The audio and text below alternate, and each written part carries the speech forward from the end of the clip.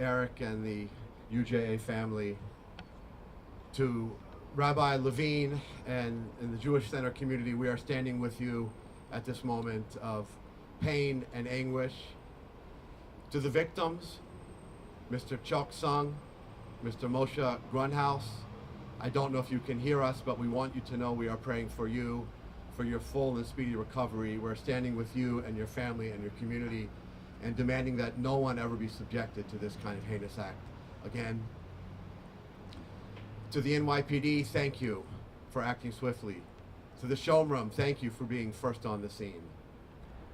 To the Asian American community, and specifically the Chinese American community, we know that you are in pain this morning as well. It's very meaningful that we're joined today by my friend and partner in government, Councilmember Susan Schwang, and other Asian American leaders. We appreciate you. And we know that while the epidemic of anti-Asian hate is not so much in the news anymore, it has not abated, and that Asian Americans continue to live with it, and we stand in outrage with you. Your pain is our pain. We are with you 1,000% in this fight. Mr. Grunbaum was leaving Jewish Center yesterday. He had been davening, praying, going to a service for one of the most solemn dates, arguably the most solemn date on the Jewish calendar of Tisha B'Av, which is a date that commemorates the destruction of the temples in Jerusalem and many, many other destructions and expulsions, acts of persecution and violence that have occurred on this date against the Jewish community over many centuries. And the reasons for each of those individual acts of horror may have varied by time and place, but again and again and again at their root was hatred of the Jewish people. And we are feeling hatred right now. We are feeling it in social media, we're feeling it on the streets, we're feeling it in colleges, we're feeling it in politics. And we are sick and tired of it. New Yorkers have put their heart and Jewish New Yorkers have put their heart and soul into this city for generations. We are integral to the history of this city. There is no New York without us. And we feel disregarded and disrespected and targeted through hateful rhetoric directed at us, directed at our students, directed at our young people, directed at our institutions, directed at our symbols. We would be outraged now if yesterday's act was a one-off, but it was not.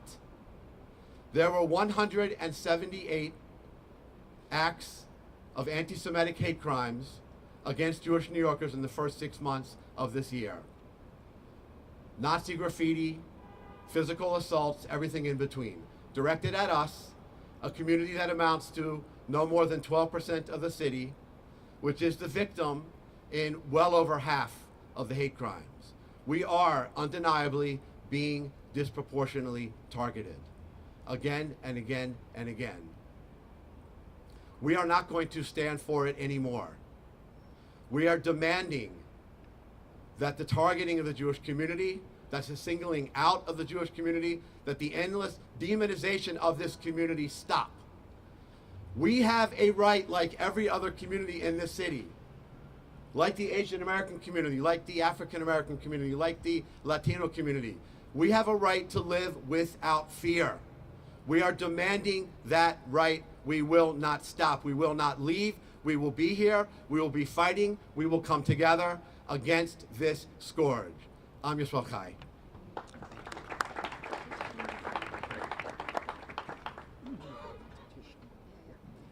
I want to just say that last night we got in touch with the Attorney General and immediately expressed her solidarity and support with the community, with all communities, Jewish, Asian, all the communities of New York. We greatly appreciate the fact that she moved everything around to be here today. Please welcome Attorney General Letitia James. Good morning, everyone. Good morning. First, I am so glad and want to thank all of the first responders. I'm glad that the two individuals are recovering from their injuries, that they're in stable condition. I want want to thank the first responders, and I also want to thank the Good Samaritans who came to their aid. It's really critically important that individuals understand that New Yorkers do stand together. And so I truly want to thank the first responders and the Good Samaritans. I also want to thank members of the NYPD for their quick response in apprehending the individual who was responsible for these two crimes. So I truly want to thank NYPD always. I also want to say that I had the opportunity to speak to the police commissioner as well as the local district attorney, and they have asked me not to draw any conclusions as a result of last night's event. And so I don't want to draw any conclusions. What I do want to say is that it's really critically important that individuals understand that anti-Semitic acts have been growing in the city of New York. It's really critically important. And then also acts against the Asian community have also been on the increase. So it's important that I stand with my Jewish friends, that I stand with my Asian friends, that I let everyone know that there should not be any space between any of us, that we should stand together against any form of hate, any act of hate in the city and the state of New York, that it will not be tolerated. It's important that the Jewish community understand and know that they are not alone, that I and others in the African American community stand together. It's also important that members of the Asian community know that I and members of the African American community stand with them, and that hate will not be tolerated in this city and or in this state. I'm praying for this city, I'm praying for the state, I'm praying for this nation. I'm praying for everyone, obviously, who recognizes that we're all in this together, that we're all God's children, and that it's important that we not assign any particular outcome to this investigation. It's an unassailable truth that we cannot leave any one community to bear the burden of hate and fear alone. That combating anti-Semitism and hate against the Asian community is a responsibility of all of us, all New Yorkers, all Americans. And it's important that individuals stand up and stand side by side with the Jewish community and the Asian community whenever there is an act of hate. I know that the news of yesterday's attack, particularly in the Jewish community, was terrifying to many, particularly since it was a holy day. And it's important that individuals understand that we will always fight for an individual's right, and that the Jewish community is seen, and that the Jewish community is protected. And that I, as the Attorney General, as the law enforcement officer of the state of New York, will stand with the Jewish community and use every tool in my toolbox to protect them each and every day. And the same holds true for the Asian community as well. Hate will not be tolerated in this city and or in this state. And it's important that we say that loudly and clearly. It's important that we reaffirm that hate and violence have no place in New York. So let us commit ourselves to doing the good and necessary work of standing up together, shoulder to shoulder, arm in arm, with no space between us. Hate will not be tolerated. I would hope and urge that the District Attorney of Manhattan investigates this matter, as well as the Police Commissioner. I would hope that they would come back and report their findings to this community, and I would hope that justice will be served here in the city and in the state of New York. And I thank all of my colleagues for being here today, and I will continue to stand with the Jewish community and the Asian community whenever they call.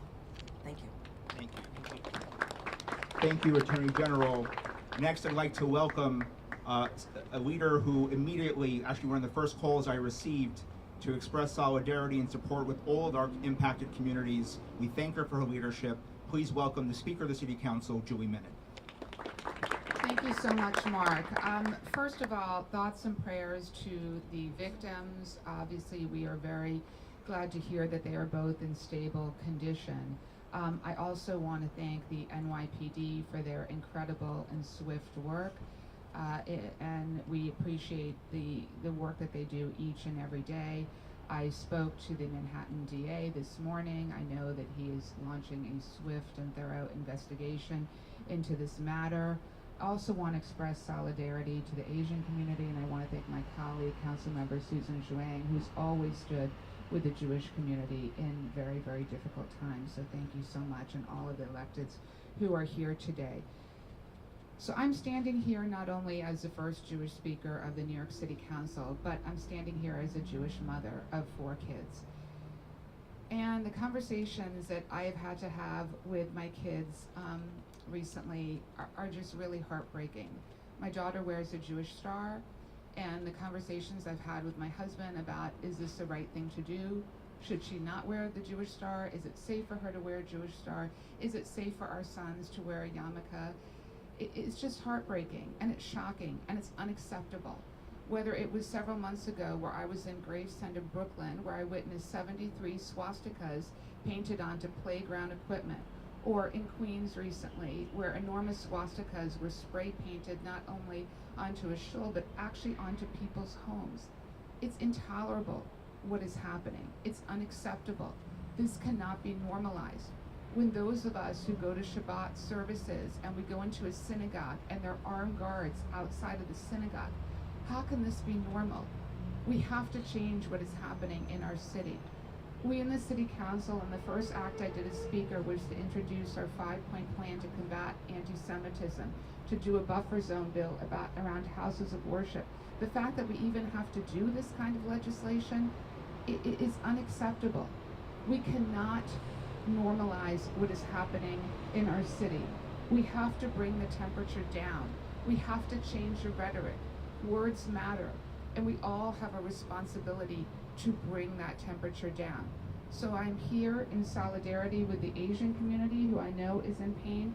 I'm here in solidarity with our Jewish community, who is experiencing intolerable pain. I know that as a daughter and granddaughter of Holocaust survivors, we know that what is happening right now to our community cannot continue. This just has to stop. Thank you. Thank you, Speaker, for your leadership. I'd like to welcome one of the largest leaders of organization, South Asian, but also serves all communities.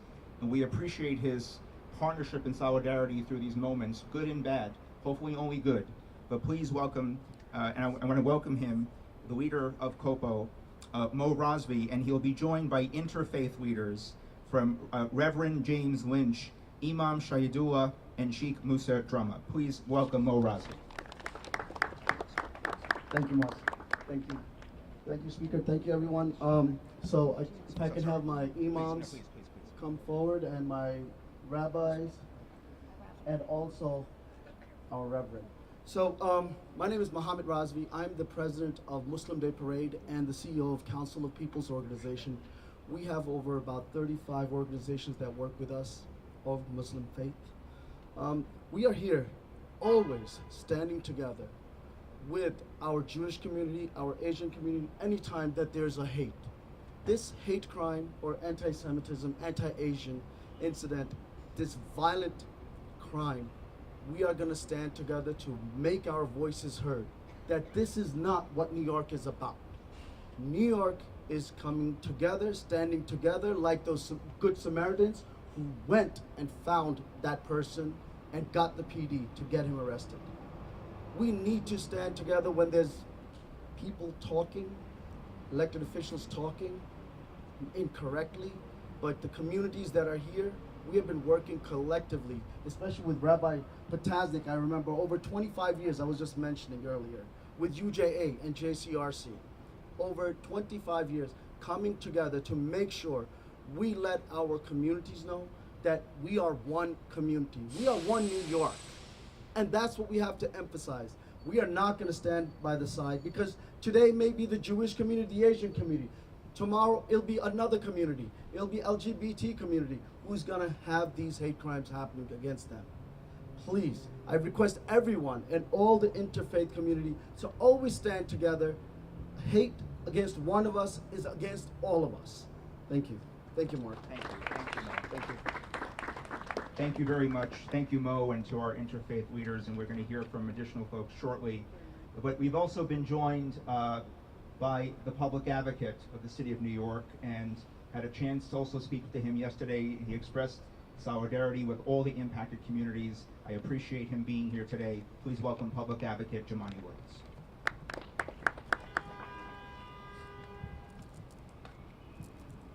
Thank you. Peace and blessings, love and light to everybody. Shalom Aleichem. Yesterday, first of all, thank you, Mark. Thank you for everyone who helped bring us together. Yesterday is another painful day in the city of New York.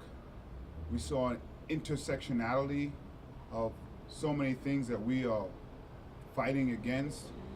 We saw someone who may have been in an erratic mental health state. We see attacks on Jewish New Yorker and Asian New Yorkers. I do know, irrespective of the final analysis of yesterday's events, communities are in pain, and understandably so.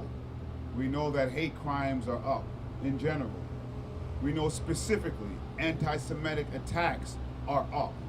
We know that anti-Asian attacks are up.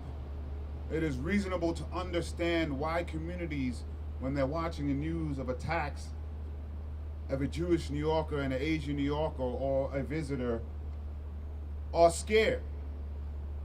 And we have to take that seriously. You should be able to walk down the street and be visibly Jewish and not be afraid. You should be able to walk down the street and be Asian and not be afraid, and simply be worried about how long it's going to take you to get where you're going and be mad at the traffic and the people walking in front of you. That's what you should be thinking about as you're going through New York. But because of the climate we're in, communities are afraid. And that is where we all have to take collective responsibility to make sure what we are saying does not feed into that. And that is not the responsibility of one person or two people. It is the responsibility of all of us. And so everyone who is here and everyone who can hear me talking, I'm hoping that we take that responsibility serious. There is a lot happening. There is a lot we're concerned. We're trying to govern in some tumultuous times, but we have to do it in love and understanding the fears that people are going through. And the reason I wanted to be here as public advocate of the city of New York was irrespective of the facts of any one particular case. It is because I hear from my constituents the fear that they have walking down the street, just being who they are, and the faith that they have. That universally should be unacceptable to all of us. And I really hope that it is, not just in words, but in actions. Because when people watch the news, when people listen, they hear what we're saying. And even if you are unfortunately dealing with mental health issues, you too hear what people are saying. That gets stuck in your mind. That gets stuck in whatever you're going through. And so I'm just asking all of us, me included, we all have to take stock of what we're saying and how we're saying it, so we don't feed what is already in the atmosphere. All I'm asking is whatever we're going to say, see if it moves through the language of love. And if it doesn't, see if we can augment what we're saying. Because yesterday was very, very scary. And regardless of the facts, these communities have a right to stand up and say, I am afraid based on what is happening in the city of New York. And I want the Jewish community, the Asian community, all communities to know that I, as public advocate, will stand with them to make sure that they are not just safe, but feel safe. And I am so proud to see the diverse community that is here today saying if one person is hurting, we are all hurting, and the work is not finished until we all feel safe and can walk down the street simply thinking about where we're going and telling people, please get out of my way, you are blocking me. Thank you so much. Peace and blessing. Love and light to everyone. Thank you. Thank you very much, Public Advocate, for those powerful words. We have some additional speakers, but I want to call up. She is Brooklyn's first Chinese American council member, someone who before elected to the city council, when I was in the council during the pandemic, and Coney Island Hospital did not have N95 masks for their staff.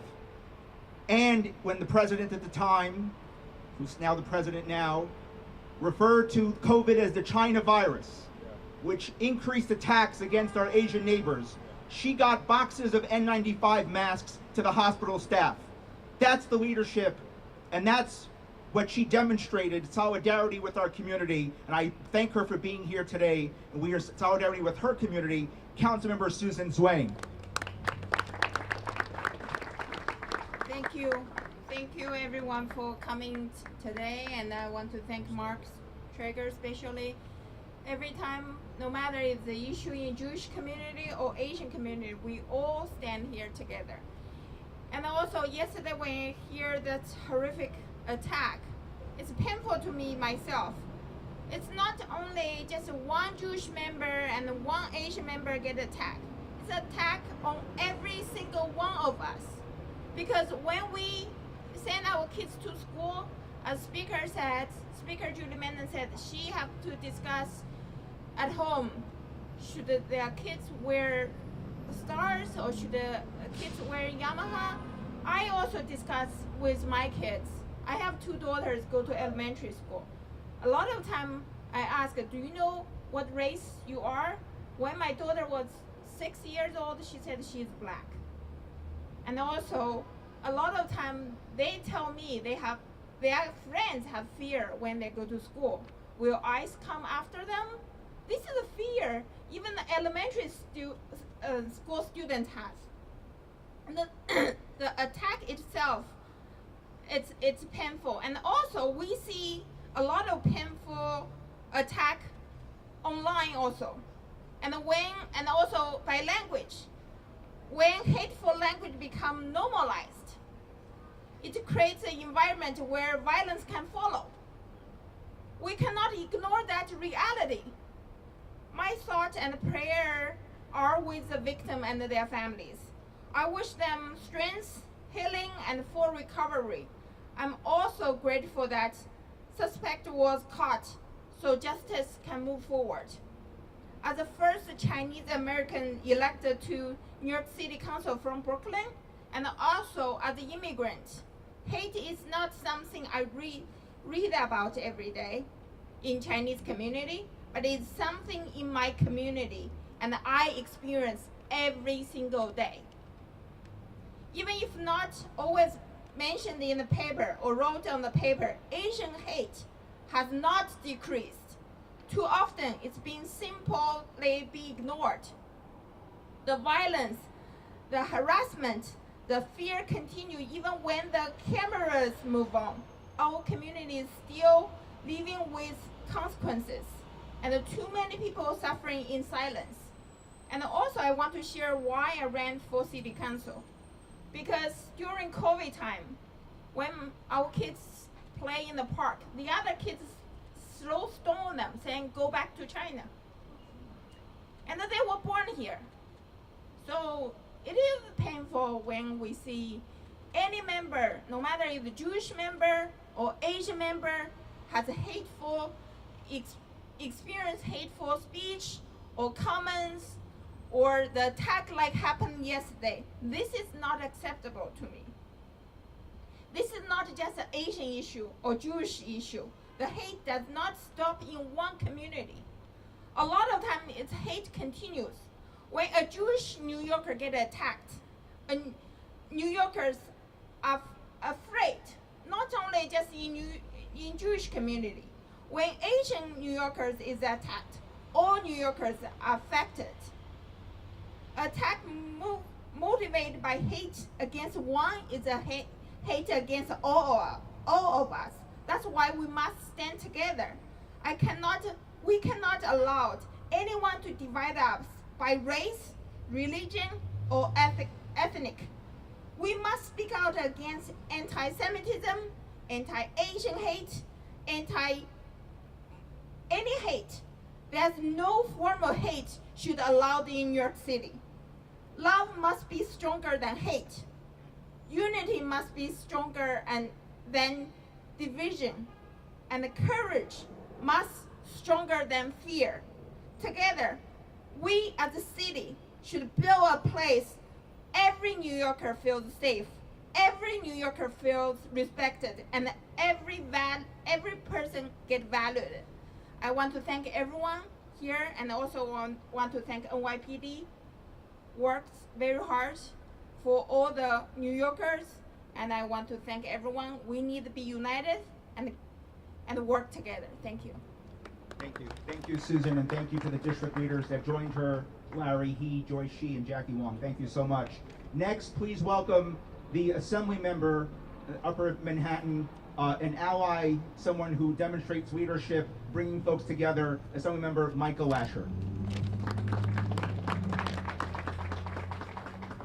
Thank you, Mark. Thank you to all of my colleagues and community leaders, to Councilmember Zhuang, the Asian community, my heart is with you. To the interfaith leaders who are here, thank you so much. To Rabbi Levine, to Rabbi Schwartz, with whom I spoke yesterday in Israel, our hearts are with you, and we are grateful to you for the work that you do every day to make this a strong, joyous, safe community. And to the NYPD for their incredibly swift and effective work yesterday in apprehending the attacker. My heart goes out to Chuck Sung and to Moshe Grunhaus and to their families. Our prayers are with them for a full recovery. The stabbings yesterday have shaken me as they have shaken so many of my friends and neighbors.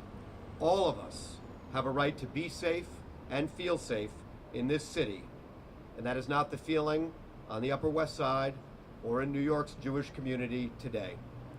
And I want to speak from my heart as a proud member of that community with as much care and candor as I can.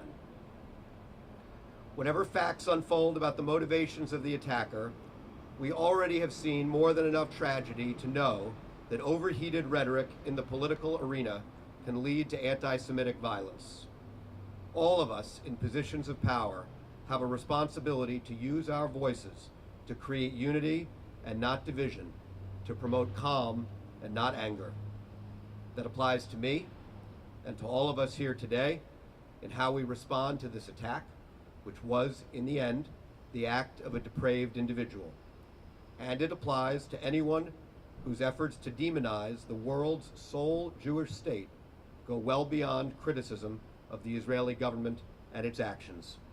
When a place, and by extension, the people who are inextricably linked with that place, are singled out, compared to the worst evildoers in human history, blamed for problems half a world away, the space between rhetoric and violence can vanish.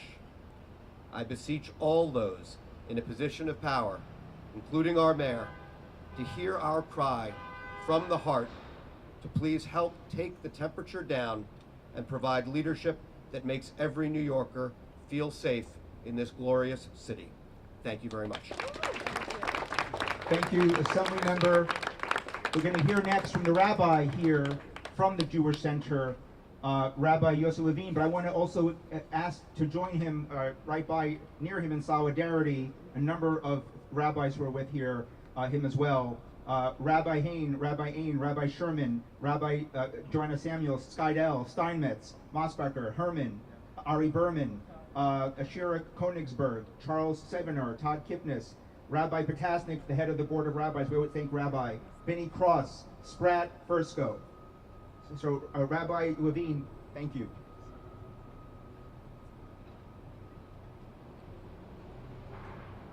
Our thoughts and our prayers are with Chuck and with Moshe. Yesterday we observed the holiday of Tisha B'Av, the darkest day on the Jewish calendar.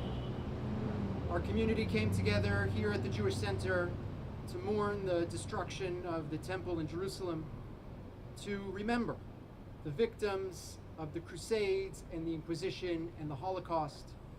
It was meant to be a day to commemorate the tragedies that have befallen the Jewish people throughout our history.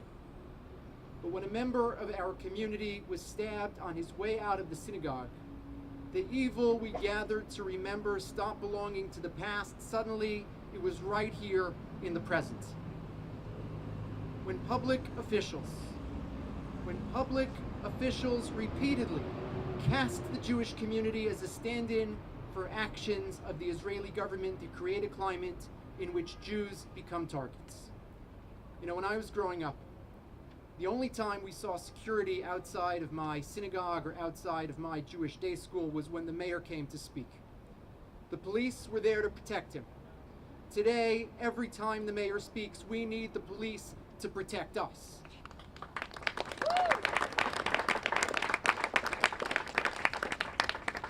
Jewish life in America is starting to feel like Jewish life in Europe. Armed guards, bulletproof glass, and the constant fear that yesterday's rhetoric will turn into today's assault. So many people know Moshe, so many people care about him. He was just trying to pray at his synagogue, and now we're the ones praying for his recovery. To have been stabbed 200 feet from the Jewish center evokes all the worst images of the Jewish past. If a Jew can't feel safe walking home from shul in broad daylight on a Thursday afternoon on the Upper West Side of Manhattan, then something has gone profoundly wrong, not only for the Jewish community, but for our city. I want to thank Micah for calling right away to offer his support. I want to thank Jessica Tisch and the NYPD for their swift response, and I want to thank all the communal leaders who have come together today. We may not share the same religion, but we share the same faith. Faith in the dignity of every human being, and faith that together we can help rebuild this great city and make it safe for every New Yorker once again. Thank you very much, Rabbi Levine, to all the rabbis here. I want to call up next the local council member who I want you to know was in contact with me throughout the day, making sure we had all the facts, that everyone felt supported and safe and respected, because that's the way Gail always operates. One of the most dynamic council members always. Please welcome Council Member Gail Brewer. Thank you very much, Mark, and I want to thank JCRC, and I want to thank UJA, and certainly all the rabbis here. This is a community of caring and love and commitment to the neighborhood. I think I can say that on behalf of all of the individuals are here. I do want to thank NYPD. The 2-4 and the 2-0 and the Commissioner's Office called immediately with updates. As you know, they quickly arrested the individual who had stabbed 2 people. His name is Raul Morales. He did run into 589 Amsterdam, which is a NYCHA building. And for what it sounds like, to the credit of the NYCHA residents who lived there, it was a good Samaritan from that building who identified where he was. I know the building well, and I just want to point out the goodness of NYCHA residents. The Manhattan DA is holding the perpetrator, and I'm sure he will do with NYPD the proper investigation.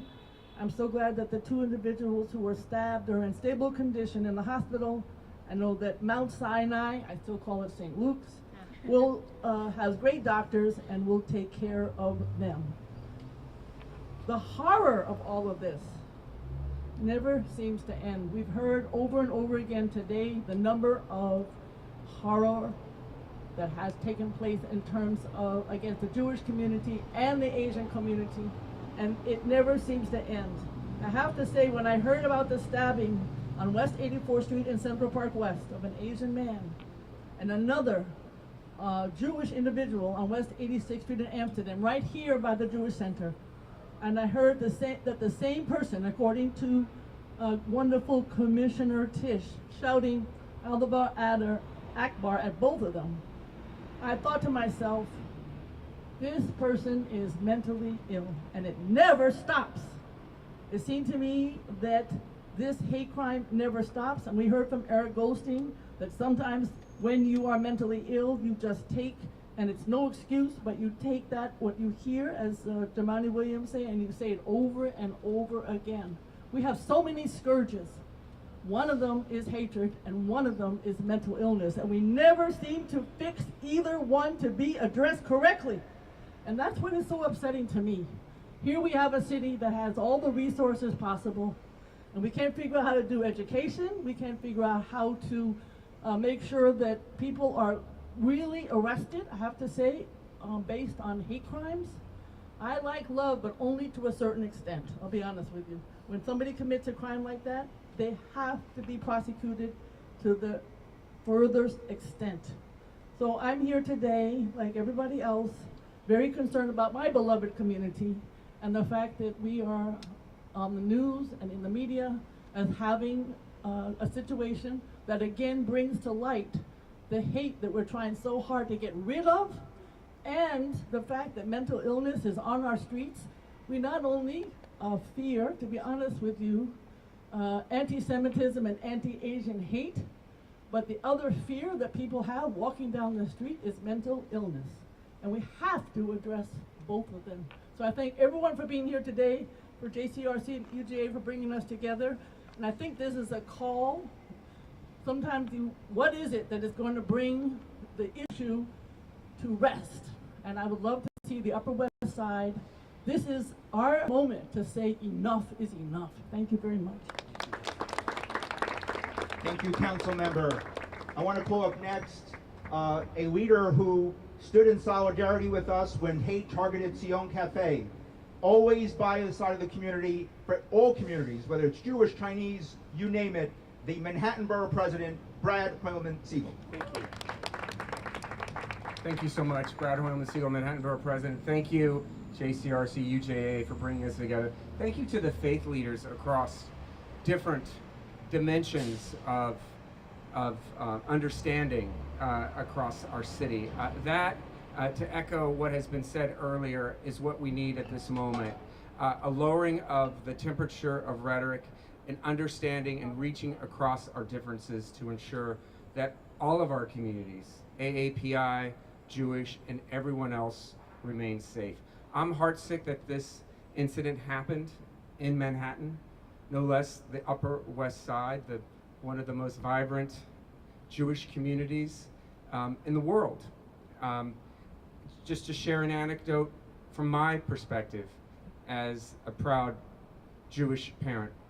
My daughter, Lucy, is at sleepaway camp and has an Israeli counselor. When they visit the small town where the camp resides, the counselor has asked that they use her English name, not her Israeli and Hebrew name. My other daughter, who is also at sleepaway camp, went to purchase necklaces with her friends, and they all decided to choose maps of Israel, rather stars of David, because they thought the maps of Israel would be less distinguishable here among the public in New York City. To think that our children are confronting anti-Semitism in the most basic way is extremely unsettling, but I think it represents what we all feel as Jews and as supporters of the Jewish community here in Manhattan and across the city. We have to do better, and I'm really thankful that so many leaders are here calling for that action. Thank you, Borough President. I mentioned earlier some organizations who are here from us. I'd ask for their reps to join me up here as well, just to stand near us in solidarity. We thank them from Teach, thank you ADL, from AJC, from Aguda, from IAC, from Nissan, from the Simon Wiesenthal Center. Also, thank you to the Interfaith Center of New York, Board of Rabbis, and apologies if I missed anyone. I think we heard from a lot of important people, a lot of important messages. But to me, and I share this also as a former teacher and a former politician, I'll close with this and happy to take some questions. Foundational to your ability to govern is the ability to bring folks together. That is foundational to anyone in leadership position. And if folks do not feel safe, and I want to be very clear, I've spoken to a number of folks in the community, not just yesterday, not just today, but for quite some time, there are many folks not feeling okay. And we need to name it and say it. We're strong, we're resilient, we're going to get through this, but we're not okay. And that's the challenge of leadership, to make sure that every person in our city Jewish, Asian, South Asian, you name it, Black, Latino, that everyone feels safe, seen, and supported in the city of New York. That is foundational to governance. And I'll also say a note to politicians. What might seem to be an effective comm strategy that could generate tons of clicks and views might not be a good governing strategy, because it has day-to-day implications on the people that you serve and represent. So, as you heard from Eric Goldstein, we're not going anywhere. We might be hurt, but we're not broken. We will never shatter the spirit of our people and shatter the spirit of New Yorkers. We've come this far, we're not going back. But we're going to hold folks accountable to make sure that every New Yorker feels safe, supported in the greatest city in the world, New York. Thank you all for making it out here today. Thank you to the Jewish Center for hosting us. Thank you to UJ Federation, to all of our leaders and partners. And with that, happy to answer any questions. Hi, Sarah Williamson from Newsmax. My question is to anyone who's willing to answer it, but I specifically would like to get an answer from Mr. Levine, the comptroller. Why isn't the mayor here? Everyone else is making out here today. Why is he not here? He doesn't know. I will tell you that I think you heard here today, that every leader is responsible to make sure everyone feels safe and supported. That includes the mayor of New York. So That includes the mayor. I'll leave it to the mayor and his office to answer their scheduling questions. I am here to make sure that our community, and all of our communities, are being heard today, because if we did not gather here today, what message would that send? And there are some folks who asked us, what are you doing by doing this here today? What changes? What message would it send if we were not here today? It is not normal. This is not normal. And that's what we have to call out, and we'll continue to call out. Next, anyone else? Yes, Marcia.